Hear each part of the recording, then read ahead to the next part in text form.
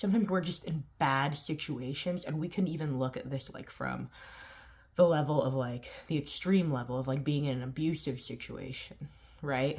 And why people don't get out of abusive relationships. And a lot of the times there's a certain amount of comfort just being with that person or being in that relationship. How could I ever start over? There's also like things like financial security, right? We don't make decisions, we don't change, even though what God has for us is so much better. God doesn't want us to live in oppression and think that that is freedom, but the devil does, right? Allow me to share.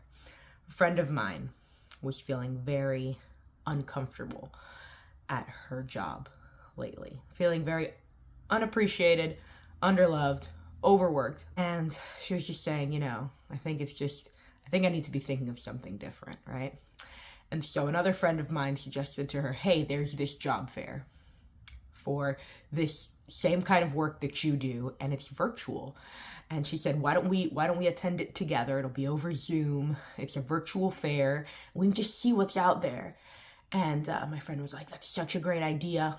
Let's do it. And like over the next couple of days, things were presented to her at work that made her job feel more attractive. They were like, oh, you're going to see moving forward, we're going to put you into this new position. And she was like, oh, I would love that position, right?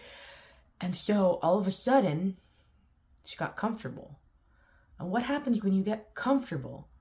You stop the trajectory that you're on and you say, okay, I'm fine. And you take a step back. And this is what she did. Guess what? She never went to that job fair. That job fair came and went.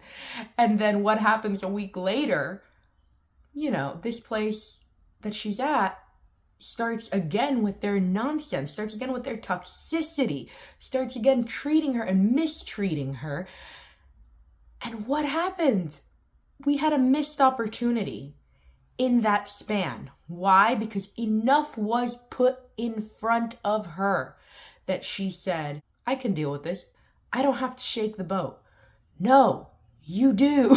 When God tells you something, don't ignore it, because somebody's going to come behind God with promises of security, with promises of comfort. And your nature as a human is to say, I don't want to move. I'm going to do what's easier for me. And what's easier for me is for me to stay doing exactly what I'm doing right now, even if it's toxic for you. Guys, step away from the toxic. When God speaks, listen.